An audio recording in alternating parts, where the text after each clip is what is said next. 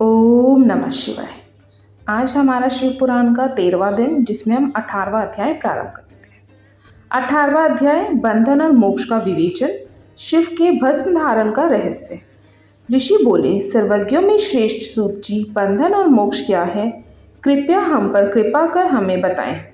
सूत जी ने कहा, महर्षियों, मैं बंधन और मोक्ष के स्वरूप व उपाय का वर्णन तुम्हारे लिए कर रहा हूँ। पृथ्वी के 8 बंधनों के कारण ही आत्मा की जीव संख्या है, अर्थात बंधन में बंधा हुआ जीव बद्ध कहलाता है और जो उन बंधनों से छूटा हुआ है उसे मुक्त कहते हैं। प्रकृति, बुद्धि, त्रिगुणात्मक, अहंकार और 5 तंत्र मात्राएं आदि 8 तत्वों के समूह से देह की उत्पत्ति हुई है। देह से कर्म होता है और फिर कर्म से नूतन देह की उत्पत्ति होती है। शरीर को स्थूल, सूक्ष्म और कारण के भेद से जानना चाहिए। स्थूल शरीर व्यापार कराने वाला, सूक्ष्म शरीर इंद्रिय भोग प्रदान करने वाला तथा शरीर को आत्मानंद की अनुभूति कराने वाला होता है। कर्मों के द्वारा ही जीव पाप और पुण्य भोगता है। इन्हीं से सुख दुख की प्राप्ति होती है। अतः कर्म पाश में बंधकर जीव शुभाशुभ कर्मों द्वारा चक्र की भांति घुमाया जाता है। इससे छुटकारा पाने के लिए महाचक्र के कर्ता भगवान शिव की स्तुति और आराधना करनी चाहिए।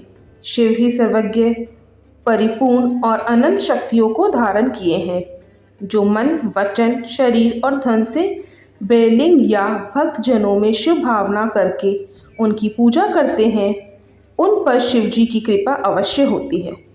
शिवलिंग में शिव की प्रतिमा ने शिव भक्तजनों में शिव की भावना करके उनकी प्रसन्नता के लिए पूजा करनी चाहिए। पूजन शरीर, मन, वाणी और धन से कर सकते हैं। भगवान शिव पूजा करने वाले पर विशेष कृपा करते हैं और अपने लोक में निवास का सौभाग्य प्रदान करते हैं। जब तन मात्राएं वश में हो जाती हैं, तब जीव जगदम्बा सहित शिव का समीप्य प्राप्त कर लेता है। भगवान का प्रसाद प्राप्त होने पर बुद्धि वश में हो जाती है। सर्वज्ञता और तृप्ति शिव के ऐश्वर्य हैं। इन्हें पाकर मनुष्य की मुक्ति हो जाती है। इसलिए शिव का कृपा प्रसाद प्राप्त करने के लिए उन्हीं का पूजन करना चाहिए। शिव क्रिया, शिव तप, शिव मंत्र जाप, शिव ज्ञान और शिव ध्यान प्रतिदिन प्रातः से रात को सोते समय तक, जन्म से मृत्यु तक करना चाहिए एवं मंत्रों और विभिन्न पुष्पों से शिव की पूजा करनी चाहिए। ऐसा करने से भगवान शिव का लोक प्राप्त होता है। ऋषि बोले, उत्तम व्रत का पालन करने वाले सूत जी, शिवलिंग की पूजा कैसे करनी चाहिए, कृपया हमें बताइए। सूत जी ने कहा, ब्राह्मणों, सभी कामनाओं को पूर्ण करने वाले लिंग के स्वरूप का मैं तुमसे वर्णन कर रहा हूँ। सूक्ष्म लिंग निष्कल होता है और स्थूल लिंग सकल। पंचाक्षर मंत्र को स्थूल लिंग कहते हैं। दोनों ही लिंग साक्षात मोक्ष देने वाले हैं। प्रकृति एवं पौरुष लिंग के रूपों के बारे में एकमात्र भगवान शिव ही जानते हैं और कोई नहीं जानता। पृथ्वी पर 5 लिंग हैं, जिनका विवरण मैं तुम्हें सुनाता हूँ।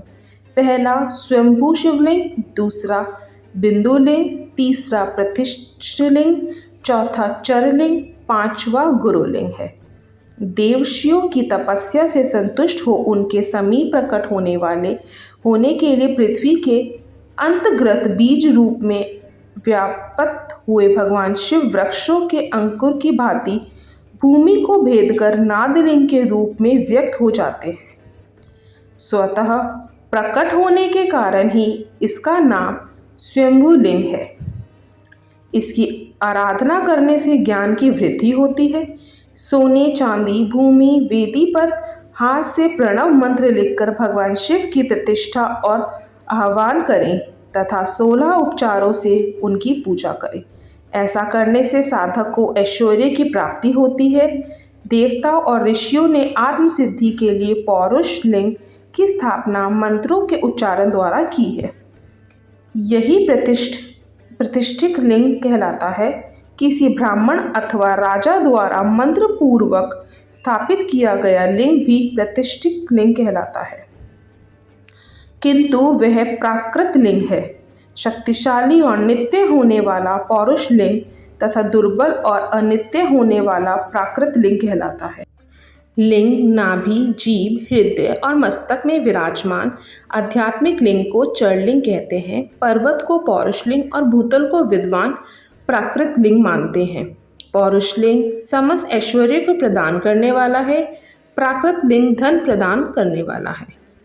चरलिंग में सबसे प्रथम रसलिंग ब्राह्मणों को अभीष्ट वस्तु प्रदान करने वाला है।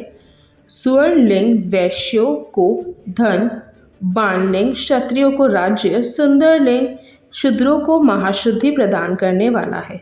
बचपन, जवानी और बुढ़ापे में स्फटिक में शिवलिंग का पूजन स्त्रियों को समस्त भोग प्रदान करने वाला है। समस्त पूजा कर्म गुरु के सहयोग से करें। इष्ट देव का अभिषेक करने के पश्चात अग्नि के चावल की बनी खीर तथा नैवेद्य अर्पण करें।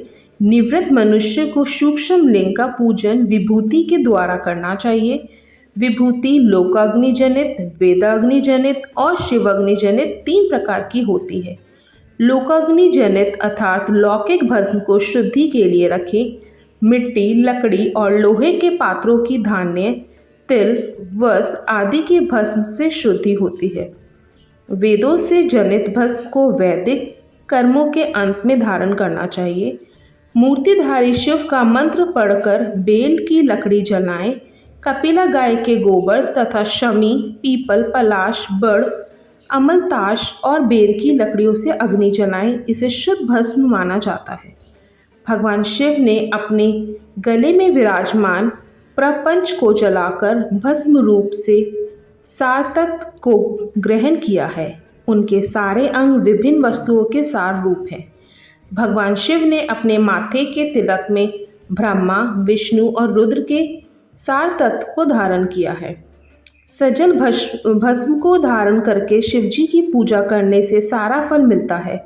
शिव मंत्र से भस्म धारण कर श्रेष्ठ आश्रमी होता है। शिव की पूजा अर्चना करने वाले को अपवित्रता और सूतक नहीं लगता। गुरु शिष्य के राजस, तामस और तमोगुण का नाश कर शिव का बोध कराता है। ऐसे गुरु के हाथ से भस्म धारण करनी चाहिए। जन्म और मरण सब भगवान शिव ने ही बनाए हैं, जो इन्हें उनकी सेवा में ही अर्पित कर देता है। वह बंधनों से मुक्त हो जाता है। स्थूल, सूक्ष्म और कारण को वश में कर लेने से मोक्ष प्राप्त होता है। जो शिव की पूजा में तत्पर हो, मौन रहे, सत्य तथा गुणों से युक्त हो, क्रिया जाप तप करता रहे, उसे दिव्य ऐश्वर्य की प्राप्ति होती है तथा ज्ञान का उदय होता है। शिव भक्त यथा योग्य क्रिया एवं अनुष्ठान करें तथा धन का उपयोग कर शिव स्थान में निवास करें। भगवान शिव के महात्म्य का सभी के सामने प्रचार करें। शिव मंत्र के रहस्य को उनके अलावा कोई नहीं जानता है, इसलिए शिवलिंग का नित्य पूजन करें। ओम नमः शिवाय। 19वां अध्याय, पूजा का भेद। ऋषि बोले, हे सूत जी, आप हम पर कृपा करके पार्थिव महेश्वर की महिमा का वर्णन जो आपने वेद व्यास जी से सुना है सुनाइए। सूत जी बोले, हे ऋषियों, मैं भोग और मोक्ष देने वाली पार्थिव पूजा पद्धति का वर्णन कर रहा हूँ। पार्थिव लिंग सभी लिंगों में सर्वश्रेष्ठ है। इसके पूजन से मनोवांछित फलों की प्राप्ति होती है। अनेक देवता, दैत्य, मनुष्य, गंधर्व, सर्प एवं राक्षस शिवलिंग की उपासना से अनेक सिद्धियां प्राप्त कर चुके हैं। जिस प्रकार सतयुग में रत्न का, त्रेता में स्वर्ण का व द्वापर में पारे का महत्व है, उसी प्रकार कलयुग में पार्थिव लिंग अति महत्वपूर्ण है। शिव मूर्ति का पूजन तप से भी अधिक फल प्रदान करता है। जिस प्रकार गंगा नदी सभी नदियों में श्रेष्ठ एवं पवित्र मानी जाती है, उसी प्रकार पार्थिव लिंग सभी लिंगों में सर्वश्रेष्ठ है। जैसे सब व्रतों में शिवरात्रि का व्रत श्रेष्ठ है, सब दैवी शक्तियों में देवी शक्ति श्रेष्ठ है, वैसे ही सब लिंगों में पार्थिव लिंग श्रेष्ठ है। पार्थिव लिंग का पूजन धन, वैभव, आयु एवं लक्ष्मी देने वाला तथा संपूर्ण कार्यों को पूर्ण करने वाला है। जो मनुष्य भगवान शिव का पार्थिव लिंग बनाकर प्रतिदिन पूजा करता है वह शिव पद एवं शिवलोक को प्राप्त करता है। निष्काम भाव से पूजन करने वाले को मुक्ति मिल जाती है। जो ब्राह्मण कुल में जन्म लेकर भी पूजन नहीं करता वह घोर नरक को प्राप्त करता है। ओम नमः शिवाय।